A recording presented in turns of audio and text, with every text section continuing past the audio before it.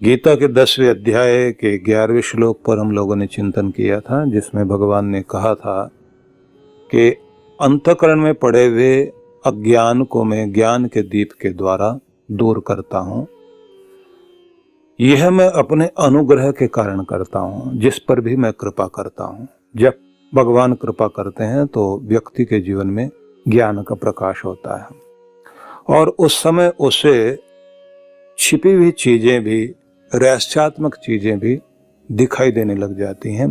बस यहाँ ध्यान देने वाली बात थी कि ज्ञान दीपक तभी काम करता है जब उसमें भक्ति का तेल होता है।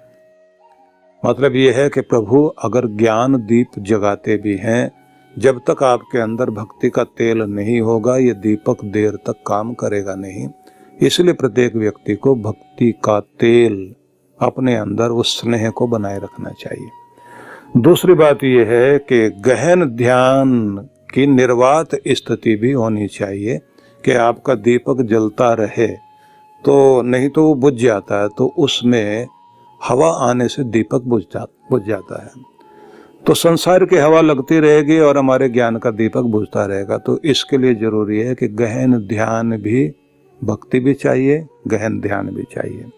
उसके बाद में एक बात और भी चाहिए कि बत्ती भी ठीक होनी चाहिए, क्योंकि बीच बीच में दिए के ऊपर जो है, जो उसकी वर्तिका होती है, उसमें काजल आ जाता है या वो ऐसी बड़ी हो जाती है कि उसे ठीक करना पड़ता है।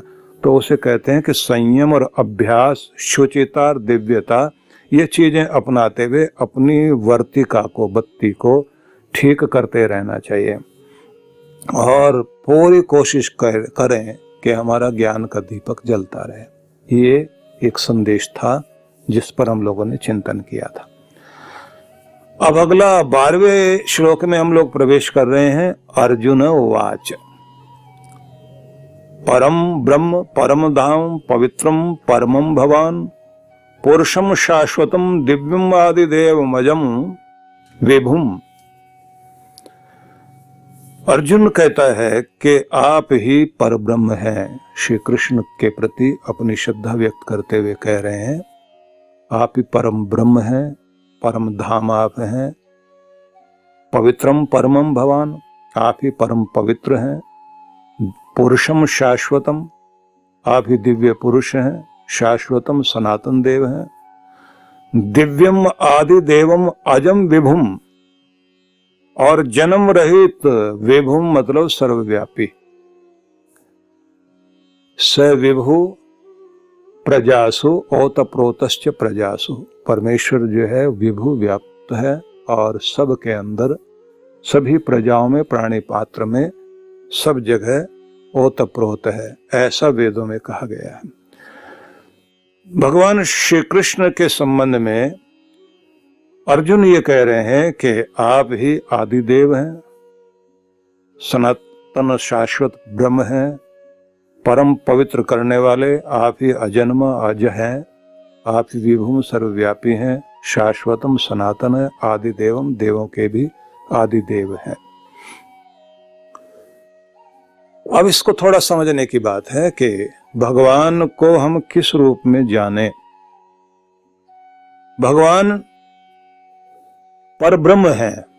ब्रह्म का अर्थ जैसे ब्रह्मांड, तो उसके संबंध में ये जान लें कि जो फैला हुआ, विस्तृत और बड़ा है। परम ब्रह्म जिससे बड़ा कुछ भी नहीं, जिसके अंदर सब कुछ आ जाता है, वह परब्रह्म परमेश्वर है। उसी को कहा गया है कि वह परम धाम है। परम धाम से मतलब ये माना जाना चाहिए कि वही बड़ा घर जहां हमें लौटना है, जो हमारी मंजिल है। तो सबसे बड़ा कौन, तो कहा भगवान, और सबसे बड़ा हमारा मुख्य धाम क्या है, तो कहते हैं वो भी भगवान, क्योंकि जहां हमें आखिर में पहुंचना है। फिर एक शब्द कहा, परमम पवित्रम भवान, आप ही परम पवित्र हैं। अब ये एक बात और ध्यान देने की है कि जितनी अपवित्रता जीवन में होती है उतनी घृणा लोगों को भी होती है और खुद को भी खुद से घृणा आने लग जाती है। अपवित्रता घृणा उत्पन्न करती है और पवित्रता जो है निकटता लाती है, प्रेम उत्पन्न करती है। तो जो अपवित्र है उसको भी पवित्र करने वाला अगर कोई है तो माता पिता बंधु सखा की तरह परमात्मा है। सोच कर देखिए कि एक माँ अपने अपवित्र बच्चे को पवित्र करने के बाद भले ही वो रोए चिल्लाए, साफ करके स्वच्छ करके, और फिर उसकी दृष्टि में ये होता है कि मैं इसे प्यार करूं, अब वो घृणा वाली स्थिति को भूल जाती है। उसकी गंदगी को साफ करने के बाद फिर उसको साफ स्नान करा के या स्वच्छ करके सुंदर वस्त्र पहनाती है। सुंदर वस्त्र पहनाने के बाद सजाती है उसको, और सजाने के बाद अपनी गोद में लेकर प्यार करती है और इतना सुंदर बना देती है कि उसके प्रति घृणा किसी को भी न रहे, हर कोई उसे गोद में ले सके।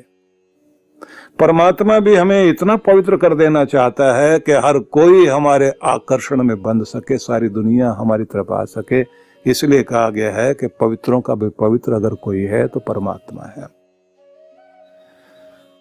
यहां एक बात और सोचने वाली है कि हमने केवल मात्र माँ वाले उदाहरण से तो समझा, लेकिन भगवान सिर्फ माँ है ऐसा तो नहीं, वो डॉक्टर भी है। अब डॉक्टर किसी व्यक्ति के घाव को, फोड़े फुंसी को, उसके अंदर उठती हुई दुर्गंध को जिस तरह से स्वच्छ करता है, साफ करता है, और वो चिल्लाता है या कुछ भी बोलता है तो उसके बुरे भले कहने को भी बुरा नहीं मानता, उसे स्वच्छ करने के बाद ठीक करके, और जब उसे देखता है कि अब ये ठीक होकर अपने घर जा रहा है तो उस समय उसको जो खुशी होती है कि मेरा एक फर्ज पूरा हो गया। और मजा ये है कि जिसको ठीक किया वो बाद में ठीक होने के बाद चेहरा दिखाने भी नहीं आता, थैंक्स करने भी नहीं आता उसे, वो तो भूल गया। अब डॉक्टर को भी भूलना पड़ता है, बस ये याद रखना पड़ता है कि मेरा काम था, मैंने ठीक कर दिया। पर ये डॉक्टर तो कमाल का है, परमात्मा। ये हमारे बीमारी को दूर करे, हमें ठीक करे, और हम उसे भूल जाएं, लेकिन वो फिर भी नहीं भूलता, हमें ध्यान रखता है। अगली बार में फिर हम उसके पास आएंगे तो उसके बाद ये नहीं कहता, उलाना नहीं देता कि तू बड़ा मतलबी है, जब मुसीबत आई पहुंच गया। हाँ, ये बात है कि वो डॉक्टर जो है, जो दुनिया का डॉक्टर है, वो ये समझता है कि मैंने किसी को ठीक किया तो मुझे तो पैसे मिल गए, फर्ज भी अपना पूरा कर दिया। लेकिन वो जो पैसे भी नहीं लेता और ठीक करे और प्यार भी करे, तो वही परमात्मा है।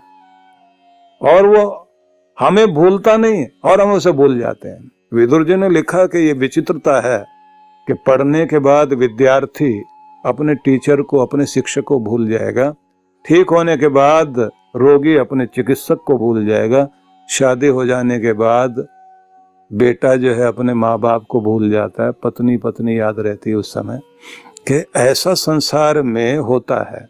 तो ये भी विचित्रता है कि भगवान से सब कुछ पाते हैं और उसको भूल जाते हैं, और भूल जाते हैं उसको जो हमें पवित्र करता रहता है। और वो ये भी नहीं कहता तू बहुत गंदा है, हर बार गंदा होके आएगा और फिर मेरे पास आके खड़ा हो जाए, मुझे भी गंदा करने आया क्या। परमात्मा एक ऐसी गंगा है जिसमें सारी दुनिया आती है और स्नान करके अपने आप को पवित्र करती है, लेकिन गंगा को भी पवित्र करने वाला जो है वो तो परमात्मा। भयानाम भयम भीषणम भीषणानाम, परमात्मा से बढ़कर तो कुछ है ही नहीं। डराने वालों को डरा दे और प्यार करने वालों को भी जो प्यार दे, ऊंचा उठे हुए लोगों को भी ऊंचाई पर जो बैठा है, ऐसी शक्ति परमात्मा है। तो कहा गया है कि आप ही परब्रह्म परमधाम पवित्रम परमम भवान। अगला शब्द है पुरुषम शाश्वतम दिव्यम, आप ही परम पुरुष हैं। अब यहां एक शब्द है जो विचारणीय है, पुरी है नगरी, हमारी देही, हमारा शरीर, इसको पुरी कहा गया है। और इस पुरी का जो मालिक है, इसमें जो रहता है, वो पुरुष है। और पुराने समय में हमारे यहाँ हर नगर के साथ पुर शब्द जोड़ा जाता था। जब दूसरे लोगों ने यहाँ आकर आक्रमण करने के बाद यहाँ राज करना शुरू कर दिया, तो उन्होंने जो है शब्द लगा दिए बाद, आबाद। मुजफ्फर साहब ने आबाद किया तो मुजफ्फराबाद, मुराद साहब ने उनके नाम पर आबाद करा तो मुरादाबाद, फरीद साहब के द्वारा आबाद किया हुआ फरीदाबाद। तो ऐसे उन लोगों ने नाम दिए। अंग्रेज लोग आए, उन्होंने जो गार्डन शब्द जोड़ दिया, ये राजौरी गार्डन है, ये मानसरोवर गार्डन है, ये फलाना गार्डन है, तो उन्होंने गार्डन जोड़ना शुरू कर दिया। और आप लोग क्या कहते थे? पुर, कानपुर, सहारनपुर, सारे में पुर जो है, पुर मतलब नगर। और पूरी सप्तपुरियां मानी जाती है, जगन्नाथपुरी। तो ये 7 पुरियां जो मानी जाती हैं, तो वो नगरी, और जो पुर है वो नगर। इसी तरह से आप जिस नगर में रहते हैं वो भी एक पुर है, और बल्कि इसको पुर नहीं कहेंगे, इसे पूरी कहेंगे। इस पूरी में जो रहने वाला मालिक है उसको कहा जाएगा पुरुष। पुरुष का भाव ये है कि जो इस नगरी में शयन करता है, आनंद लेता है, इसमें जो निमग्न है वह है पुरुष। तो जो सारे जगत का स्वामी है वो दिव्य पुरुष है। दिव्यम आदि देवम, दिव्यम पुरुषम शाश्वतम, वही दिव्य पुरुष, दिव्यता से युक्त परमात्मा जो सारे संसार में मालिक है। जैसे आप अपने शरीर के मालिक हैं, ऐसे पूरे जगत का जो मालिक है वो परमात्मा। तो अर्जुन ये कह रहा है कि आप ही दिव्य पुरुष हैं, शाश्वतम। और फिर हम लोग तो जो है नगरी छोड़ के भाग जाते हैं, मतलब ये शरीर जो है छूट जाता है। तो लेकिन परमात्मा अपनी नगरी को कभी नहीं छोड़ता। वो इस पूरे संसार में, संसार मिटेगा, बनेगा, आएगा, जाएगा, लेकिन फिर भी प्रत्येक वस्तु में परमात्मा विराजमान रहता है। इसलिए उसे कहा गया है शाश्वतम, वो सनातन है। और आदि देवम, तो यहां शब्द ध्यान देने योग्य है, वो आदि देव है। आदि देव का मतलब यह कि उससे पहले कोई भी नहीं है। पहले कौन था का वही था, कि बाद में कौन है वही है। बीच में बोले आते रहेंगे जाते रहेंगे लोग, हम आएंगे जाएंगे, लेकिन जो पहले से भी मौजूद था और बाद में भी मौजूद रहेगा वही है परमात्मा, जो इस सारे संसार का आदि मूल है। आदि देवम अजम विभुम, और कहते हैं कि वो नहीं जन्म लेता, मतलब वो उसको बनाया नहीं जाता।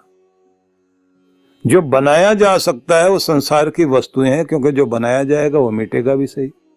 और जो न जन्म लेता है न मरता है, सदा एक स्थिति में रहता है, वही है परमात्मा। और फिर आगे शब्द एक है विभुम, और वही सर्वव्यापी है, सब जगह मौजूद है। आहुस्त्वाम ऋषयः सर्वे देवऋषि नारदस्तथा असितो देवलो व्यासः स्वयं चैव ब्रवीमिमे। अर्जुन आगे फिर कहते हैं कि समस्त ऋषि, देव ऋषि नारद, असित, देवल, व्यास ने भी आपके लिए ऐसी ही घोषणा की है, ऐसा ही कहा है। अब आप भी मुझे वही सब ज्ञान दे रहे हैं कि परमात्मा क्या है, हम क्या हैं, जगत क्या है, भगवान इस सब को दर्शा रहे हैं। तो अर्जुन ने जो कुछ कहा यह थोड़ा सा समझने योग्य है कि श्री कृष्ण अर्जुन को कुछ भी ज्ञान देते हैं।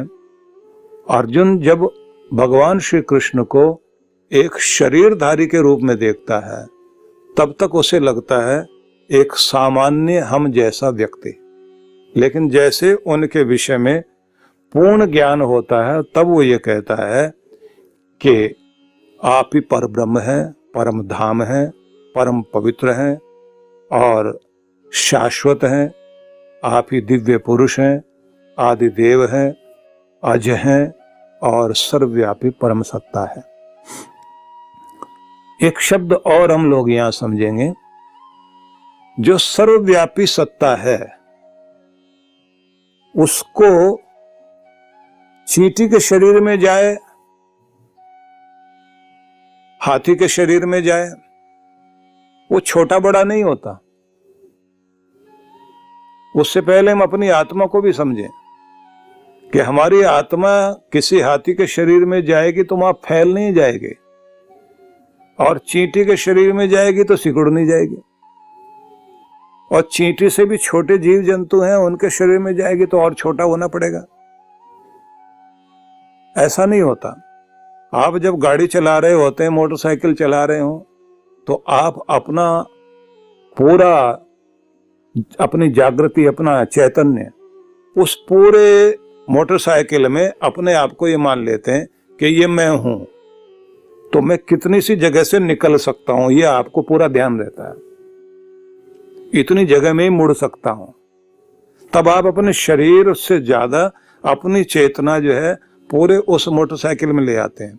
लेकिन जब कार चलाते हैं तब आप अपना आकार प्रकार उतना ही मानते हैं कि यहां ओवरटेक करने के लिए जगह छोटी है और मैं यहां से निकल नहीं पाऊंगा, मैं इतना हूं। और वही ड्राइवर अगर जो है वो बस चलाने लग जाए तो जब उस बस को चलाएगा वो, तब वो अपना आकार प्रकार बस जैसा महसूस करता है, और तब उसे ये महसूस होता है कि मुझे कितना बड़ा रास्ता चाहिए, कहां से कैसे मुड़ना और जाना है। और जब वो पैदल चल रहा होगा तब उसको ये महसूस होता है कि मैं इतना हूं। बस यही स्थिति जीव की भी होती है। जैसे शरीर में जाता है उस शरीर को उस तरह से वो महसूस करता है, लेकिन वो छोटा बड़ा नहीं होता, उसको सिकुड़ने की आवश्यकता नहीं पड़ती। परमात्मा सारे संसार में व्याप्त है, पूरे ब्रह्मांड में, जिसकी हम कल्पना नहीं कर सकते। उस सब में वो अति सूक्ष्म होने के कारण हमारी आत्मा जितनी सूक्ष्म है उससे भी कहीं अति सूक्ष्म यदि कुछ है तो परमात्मा है। वो हमारी आत्मा में भी विराजमान है। लेकिन फिर ये नहीं कहेंगे कि आत्मा थोड़ी स्थूल है और परमात्मा सूक्ष्म है। ये कहने के लिए सूक्ष्म शब्द कहा जा सकता है, क्योंकि ये हमारी अपनी भाषा है। हम अपनी भाषा में कहते हैं जो छोटी से छोटी चीज है उसको हम सूक्ष्म कह रहे हैं। लेकिन जो चीज कल्पना से भी टुकड़े नहीं की जा सके वो तो परमाणु हो गया, जो हमारी अपनी परिभाषा है। यद्यपि जो विज्ञान की भाषा है उसमें तो परमाणु के भी टुकड़े होते हैं, उसमें 10 टुकड़े उसके भी कर दिए उन्होंने। आप यदि किसी सनमाइका लगे हुए किसी बोर्ड को देखें और आप हाथ लगाएं तो बड़ा चिकना और बड़ा सपाट दिखाई देगा, लेकिन सूक्ष्मदर्शी यंत्र लगा करके देखिए आप उसको, आपको पहाड़ जैसा दिखाई देगा, ऊपर ऊंचा उठता हुआ, नीचे झुकता हुआ, ऐसे कुछ दिखाई दे। अगर आपकी आंखों में सूक्ष्मदर्शी यंत्र लगा दिया जाए तो ये संसार कुछ अलग नजर आएगा। आप तो अपनी दही नहीं खा पाओगे। दही कटोरी में रखी हुई हो तो आपको उसमें कुछ हिलता डुलता नजर आएगा, और आप ये कहोगे अच्छा अब तक मैं ये खाता था। और अगर आपकी आंखों में कोई दूरबीन जैसा लेंस लगा दिया जाए तो संसार आपको कुछ और नजर आएगा। मनुष्य ने अपनी आंखों के आगे जो है बहुत बड़ी बड़ी दूरबीनें लगाई हैं। सबसे पहले गैलीलियो ने जो अपनी खोज की थी तो उसके पास एक बहुत बड़ी दूरबीन थी जिसके आधार पर नक्षत्रों के बारे में जानकारी ले रहा था। उसके बाद उसने कहा कि पृथ्वी जो है गोल है और वो सूर्य की परिक्रमा करती है। लेकिन जब आपकी आंखें खुलती हैं तब आपको किस तरह से समझ में आता है। अर्जुन को समझ में आया तो अब पहले तक वो शरीर की तरह देखता था कृष्ण को, अब उसे समझ में आया है कि कृष्ण क्या है। जब आप समझ लेते हैं तो उस समय वो महानता समझ में आती है। तो भगवान करे कि हम लोगों को भी प्रभु के स्वरूप की समझ आए और हम लोग जो है उनके प्रति श्रद्धानत हो करके उनका पूजन कर सके। गीता के 10वें अध्याय का 14वां श्लोक, सर्वमेतद्धृतं मन्ये यन माम वदसि केशव नहीं ते भगवन व्यक्तिम विदुर्देवा न दानवाः। अर्जुन कह रहे हैं कि हे केशव, आप जो मुझे बता रहे हैं वह सब मैं सत्य मानता हूं। मतलब इससे पूर्व जो उन्होंने भगवान ने अर्जुन को ज्ञान दिया था उस संबंध में कह रहे हैं कि आप जो मुझे बता रहे हैं यह सब मैं सत्य मानता हूं। निश्चित रूप से भगवान न तो देवता न ही दानव आपके उद्भव अर्थात अभिव्यक्ति को नहीं जानते हैं। शब्द देखिए, सर्वम एतत् ऋतं मन्ये, जिसको हमने अभी पढ़ा था ना, सर्वमेतद् ऋतं मन्ये, तो इसको ऐसे कहेंगे विच्छेद करके, सर्वम एतम ऋतं मन्ये। ऋतम का अर्थ हो गया सत्य। यह सब सत्य है, सत्य मानता हूं जो आपने ये यन माम वदसि केशव, हे केशव जो आपने मेरे लिए बोला। नहीं ते भगवान व्यक्तिम विदुर्देवा न दानवा, यह सब आपकी अभिव्यक्ति को, आपके उद्भव को ये लोग नहीं जानते। न देवा विदुः न दानवा विदुः, न तो दानव आपको जान सकते हैं न देवता जान सकते हैं। यहां आपके उद्भव को, उद्भव नहीं शब्द है, इसका अर्थ होना चाहिए अभिव्यक्ति। आप जो अभिव्यक्त हो रहे हैं, अब ये अभिव्यक्त होना क्या है? माचिस की तीली को आपने जलाया तो माचिस के अंदर जो अग्नि थी वो आपने पैदा नहीं की, प्रकट हुई है। छिपी भी थी, बाहर आ गई। और जैसे फूंक मारी दिए में तो ज्योति गई, तो गई कहां? जहां से आई थी, मतलब वो थी वहीं से फिर प्रकट हो गई।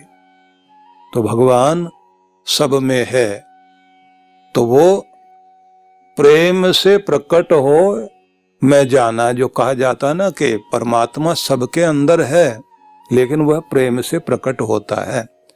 इसी तरह से एक और दोहा कहा जाता है कि हर घट मेरा साइया खाली घट ना कोई। मतलब हर मनुष्य के अंदर परमात्मा है, खाली घट ना कोई। कोई भी शरीर ऐसा नहीं जिसमें परमात्मा नहीं है। बलिहारी उस घट में जा घट प्रकट होए, बस उसको बलि जाइए, उस पर न्यौछावर जाइए, उसके प्रति समर्पित हो जाइए। जागट प्रकट होए, जिसके अंदर भगवान प्रकट होता है। अब जिनके अंदर प्रकट होता है तो वो क्या होता है फिर? तो कहते हैं कुछ न कुछ दिव्यता प्रत्येक व्यक्ति के अंदर दिखाई देने लग जाती है। भगवान किस अंश में, जैसे कहते हैं ना कि ये अंशावतार है। अंशावतार का मतलब हुआ कुछ अंश में भगवत्ता उनके अंदर प्रकट हुई। जिनके अंदर पूर्ण रूप से भगवत्ता प्रकट हो गई तो उन्हें हम श्री कृष्ण के रूप में अनुभव कर रहे हैं कि उनके अंदर वो 16 कला पूर्ण है, भगवत्ता पूर्ण रूप से उनके अंदर प्रकट हुई। अब परशुराम वो भी अवतार हैं, लेकिन उन्हें कहते हैं कि 10 कला अवतार हैं। उनके अंदर भगवान की भगवत्ता प्रकट हुई लेकिन 10 कला के रूप में। तो ये एक तरह का मेजरमेंट करने के तरीके कला के आधार पर बताए गए, लेकिन वास्तविकता तो ये है, जैसे कहते हैं ना भगवान के 6 गुण माने जाते हैं। उनमें एक है ज्ञान, दूसरा वैराग्य, तीसरा माना जाता है ऐश्वर्य, और चौथा कहा जाता है धर्म, स्त्री और बल। ये 6 गुण माने जाते हैं कि जहां ये 6 चीजें होती हैं, जैसे ओंकार को लेकर के भी 19 अर्थ किए गए हैं, जबकि वह अर्थ से परे है। कहा गया कि भगवान ये है, इस रूप में है। तो मैं ये कहना चाहता हूं आपको कि भगवान अभिव्यक्त होते हैं, प्रकट होते हैं जिस किसी के भी अंदर। तो अर्जुन ये कहता है कि आप जो मुझे बता रहे हैं मैं सत्य मानता हूं। निश्चित रूप से देवता और दानव लोग आपके अभिव्यक्त रूप को नहीं जानते। आपको जानना आसान बात नहीं है। तो ये थोड़ा सा और समझने योग्य बात है कि हम लोग सभी अंधों के हाथी की तरह से संसार को देखते हैं, संपूर्णता से देख नहीं पाते। इसलिए ये मजे की बात है कि भगवान की तो बात छोड़िए, हम लोग तो आपस में भी अगर किसी व्यक्ति को उसकी पत्नी जानती है तो कितना जानती है और किस रूप में जानती है, वो बेचारी एक अलग रूप में देखेगी, उतना ही उसको पता है। मित्र लोग अलग रूप में देखते हैं, संतान अलग रूप में देखती है, और जहां वो काम करता है वो अलग रूप में देखते हैं। उसके अपने जो बहुत कोई प्यारा हो वो उसके हृदय के सब कोनों में पहुंच जाए, ऐसा संभव नहीं होता। फिर भी वो कुछ औरों से ज्यादा जानता है। तो एक व्यक्ति को जब सब लोग अलग अलग ढंग से, जब कोई व्यक्ति नहीं रहता और उसके बारे में बताते हैं, ये था वो था, ऐसे चलता था, ऐसे बैठता था, ऐसे बात करता था, हमने उसको ऐसे अनुभव किया, तब हम उसको जोड़ते हैं, उसको कहते हैं इसका पूरा व्यक्तित्व ये है। फिर भी किसी के व्यक्तित्व को पूरी तरह से नहीं कहा जा सकता। इसलिए ज्यादातर लोग ये कह रहे होते हैं कि मेरे जाने के बाद शायद तुम मुझे जान पाओ। अभी नहीं जान पाओगे कि मैं क्या था, किस रूप में था। फिर आपके जो दुश्मन हैं वो आपको कुछ अलग तरह से जानते हैं, क्योंकि उनके साथ तो आपने जो व्यवहार किया है, बुरे के साथ में बुरा करना पड़ा, तो उनको जो कुछ बोला गया उनसे आप राय लेके देखिए वो क्या बताएंगे। और जो ईर्ष्यालु लोग हैं वो अलग बताएंगे। तो अर्जुन ये कहता है कि जो दानव लोग हैं, जो कमियां ही ढूंढते हैं, ना तो वो बता पाएंगे, और जो गुणगान करने वाले देवता वो भी नहीं बता पाएंगे कि आप हैं क्या, आपका रूप क्या है। तो दो का वर्णन यहां किया है, न देवता न दानव आपको जान सकते हैं। अगले श्लोक में 15वें में कहा गया है, स्वमेव आत्मनात्मानं वेत्थ त्वं पुरुषोत्तम भूत भावन भूतेश देव देव जगतपते। कहा ये तो सब नहीं जान सकते, लेकिन हे पुरुषोत्तम, जीवों को उत्पन्न करने वाले, उन पर शासन करने वाले भूतेश, देवों के देव, हे जगत नियंता प्रभु, आप ही स्वमेव आत्मना आत्मानं वेत्थ त्वम, आप स्वयं को स्वयं ही जान सकते हो, आपको कोई कितना भी जाने नहीं जान सकता। इसलिए कहते ना कि कृष्ण की उपमा दीजिए उन जैसा कौन, कि कृष्ण जैसा सिर्फ कृष्ण ही था और कोई नहीं, कि हे कृष्ण आप जैसे सिर्फ आप ही हो और कोई दूसरा वैसी उपमा नहीं दी जा सकती। यद्यपि उनके जो पुत्र थे प्रद्युम्न, उनके संबंध में ऐसा कहा जाता है कि वो जब किसी सभा में जाते थे तो दुर्योधन की सभा में एक बार वो आ गए तो सब लोग खड़े हो गए कि कृष्ण आ गए हैं। जैसे वो निकट आए और उन्होंने आकर के बोला कि मैं इस वंश वाला, इस गोत्र वाला, उनका पुत्र आपको प्रणाम करता हूं, क्योंकि यही हमारे अभिवादन की पुराने समय में परंपरा थी कि पुराने समय में लोग जब अपना अभिवादन करते थे तो उस समय वो ये बोलते थे कि मैं इस स्थान वाला, इस गोत्र वाला, इस पिता की संतान, इस नाम वाला आपको प्रणाम करता हूं। अभी भी अगर आप दक्षिण भारत में जाएं तो वहां पर जो है गांव का नाम साथ में जुड़ा होता है। जैसे हमारे देश के एक प्रधानमंत्री रहे हैं देवगौड़ा साहब, तो उनका जो हरदन हल्ली नाम साथ में जुड़ा हुआ है ना, वहां हल्ली जो है गांव है, गांव को हल्ली बोलते हैं, हरदन हल्ली।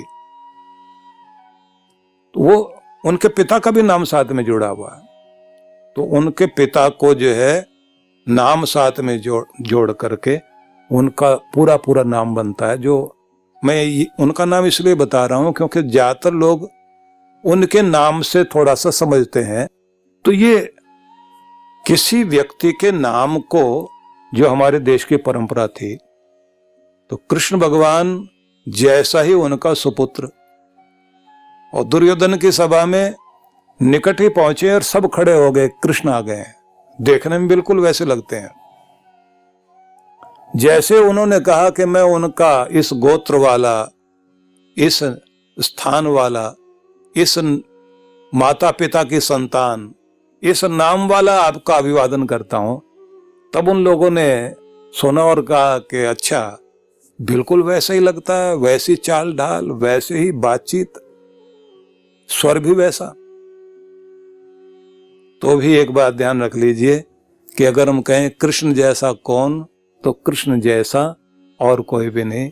कृष्ण की उपमा केवल कृष्ण ही हो सकते हैं, अन्य कोई नहीं हो सकता।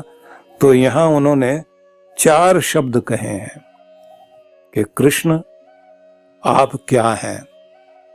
भूत भावन, भूतेश, देव देव, जगतपते, मतलब देवों के देव, जगत के स्वामी और समस्त प्राणियों के, भूतेश मतलब समस्त प्राणियों के ईश्वर, भूत भावन, तो जो सबको, प्राणियों को प्रिय हैं, प्राणियों के लिए, सबके लिए जो प्रिय हैं, वो भूत भावन, कि आप ये हैं, लेकिन ये सब कुछ होने के बाद भी हे पुरुषोत्तम, मतलब पुरुषोत्तम जो पुरुषों में उत्तम है। सांख्य दर्शन में प्रत्येक देह में स्थित चैतन्य को पुरुष कहा है, कि प्रत्येक शरीर में जो चैतन्य विराजमान है उसे पुरुष कहा जाता है। और इस श्लोक में भी पुरुषोत्तम शब्द का प्रयोग करके कहा गया है कि जो समस्त पुरुषों में भी उत्तम है, वे ही हैं पुरुषोत्तम। सार ये हो गया कि अर्जुन ये कहना चाहता है कि हे अर्जुन, हे श्री कृष्ण, आप भूत भावन, भूतेश, देवों के देव, जगतपति हैं, लेकिन देव और दानव तो आपको जान ही नहीं सकते। तो फिर कौन जान सकता है कि आप ही स्वयं को खुद ही जानते हैं कि आप क्या हो। हम नहीं बता सकते कि आप क्या हैं। आपकी महिमा आप ही जाने, आपके स्वरूप को आप ही जानते हैं। अगले श्लोक में 16वें में जाकर के फिर अर्जुन ने यह कहा, वक्तुम अहरस्य शेषेण दिव्या यात्म विभूतय याभिर्विभूतिभिर लोका निमास तुम व्याप्य तिष्ठसि। विच्छेद करके देखते हैं तो शब्द हो गया अशेषेण वक्तुम अर्हसि, पूर्णता से कहने में समर्थ, कि जिन विभूतियों से इन लोकों में व्याप्त होकर आप स्थित हैं, उन दिव्य विभूतियों का वर्णन निश्चय रूप से आप ही करने में समर्थ हैं।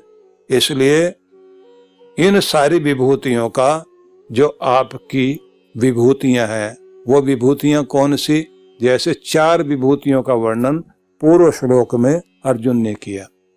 मतलब भूत भावन हो, आप देव देव हो, भूतेश हो, जगतपति हो।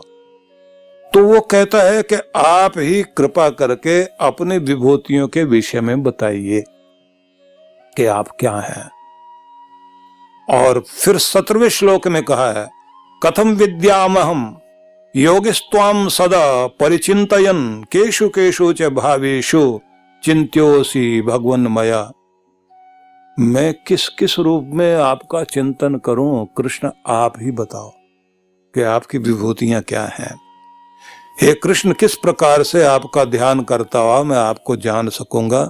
हे प्रभु, आप किन किन भावों के द्वारा मेरे चिंतन के योग्य हैं, मैं सतत ध्यान के द्वारा किस प्रकार से जान सकता हूं, किन भावों के द्वारा आपका चिंतन करूं। आप अपनी विभूतियों का वर्णन कीजिए। अब इसकी व्याख्या की आवश्यकता नहीं है, लेकिन फिर भी सार में हम ये कह सकते हैं कि अर्जुन ये कहता है कि आपको आप ही जानते हो। देव दानव तो आपकी महिमा कह नहीं सकते। देव दानव दो शब्दों का प्रयोग इसलिए किया कि जो आपको आदर देते हैं, आपकी पूजा करते हैं, आपको प्यार करते हैं, ना तो वो आपको ठीक से जान सकते हैं, और जो आपके प्रति जो नफरत घृणा रखने वाले लोग हैं, दानव लोग हैं, चिढ़ते हैं आपको देखकर, वो भी आपको नहीं जान सकते। फिर आपको कौन जान सकता है? बोले मैं ऐसा समझता हूँ आप भूत भावन हो, भूतेश हो, देव देव हो, जगत के स्वामी हो, लेकिन स्वयं को तो आप स्वयं ही जानते हो। और कहते हैं कि आपकी विभूतियां जो मैंने कही हैं वो सब जगह आप में विराजमान हैं, लेकिन मैं उनका वर्णन नहीं कर सकता, उनका वर्णन करने में भी आप ही समर्थ हैं। तो आपको मैं किस रूप में पूजूं, कैसे मैं आपका चिंतन करूं? आप कृपा करके मुझे वो बताइए कि आप मेरे चिंतन के योग्य बन सकें।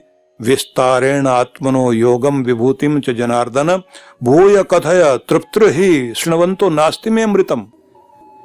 हे गोविंद, अपनी विभूति, ये 18वां श्लोक है।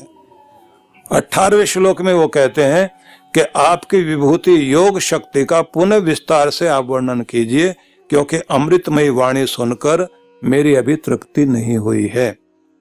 अर्जुन और अधिक प्रेम से वर्णन सुनकर आनंदित होना चाहता है, आह्लादित होना चाहता है, इसलिए वो कहता है कि आप कृपा करके विस्तार से मुझे अपनी महिमा, अपनी विभूतियां, अपनी विशेषताएं बताइए कि जिनको सुनकर मैं, उस अमृत स्वरूप को सुनकर मैं जो तृप्त नहीं हो पा रहा हूं, मैं तृप्त होना चाहता हूं, मैं आनंदित होना चाहता हूं। अब थोड़ी सी व्याख्या इस रूप में जरूर हम समझ लें कि भगवान की महिमा का गुणगान करना आसान नहीं है। तो भगवान से कहते हैं आप ही अपना स्वरूप खुद बताइए। तो कठोपनिषद में एक स्थान पर जब ये कहा गया है कि तुम उसे जानना चाहते हो, वेदों में भी कहा न तम विदाथ या इमा जजान युष्माकम अन्यत अंतरम बभूव, ऐसा एक श्लोक मंत्र है। और कठोपनिषद में भी है नायम आत्मा प्रवचनेन लभ्यो न मेधया न बहुना श्रुतेन। तो दोनों का मेल बैठा करके देखिए, दोनों स्थानों पर यह कहा गया है कि न तो तुम इस स्वरूप को, मतलब आत्म स्वरूप को भी न तो बुद्धि से जान सकोगे, न किसी के प्रवचन समझाने से जान सकोगे। तब कैसे पता लगेगा कि अपने स्वरूप को भी नहीं जान पाओगे। लेकिन यम एव एष वृणुते, जब भगवान आपका स्वयं का वर्ण कर लेता है, आपको चुन लेता है, जिसको स्वीकार कर लेता है, उसको आत्म स्वरूप का भी बोध कराता है और स्वयं के स्वरूप का भी बोध कराता है। दूसरे स्थान पर वेदों में क्या कहा गया? न तम विदाथ या इमा जजान, जिसने इस पूरे जगत की सृष्टि की उत्पत्ति की है, तुम उसे नहीं जानते। युष्माकम अन्यत अंतरम बभूव, तुमसे अलग दिखाई देता है वो, लेकिन अलग नहीं है। अंतरम बभूव, तुम्हारे अंदर विराजमान है। निहारेण प्रावृता जल्प्या चासु त्रिपः, जैसे कोहरे में दृश्य खो जाते हैं, ऐसे अज्ञान के कोहरे में तुम्हारे लिए तुम्हारा परमात्मा खो गया है। तुम उसको पाने के लिए उस कोहरे को हटाना सीखो। बड़ा प्यारा मंत्र है वो, जिसकी कभी अलग समय में व्याख्या करेंगे। जहां पर एक शब्द है चासु त्रिपः, तुम अपने भरण पोषण में, प्राणों के पोषण में लगे हुए हो, इसलिए नहीं जानते हो। उक्त शास्त्रंती, मनमाना व्यवहार करते हो, इसलिए नहीं जान पाते हो। कि ये सब हटाकर तुम उसे जान सकते हो। तो वेदों में बड़ा सुंदर वर्णन है। तो इसलिए अर्जुन जब ये कहता है कि मैं सुनकर आनंदित होना चाहता हूं, अभी मेरी तृप्ति नहीं हुई, आप अपने विभूतियों का स्वरूप विस्तार से हमें सुनाइए, हम उसको सुनना चाहते हैं। तो ये हो गए 18वें श्लोक का भाव हमने जान लिया। इसके बाद हम 19वें श्लोक में प्रवेश करेंगे।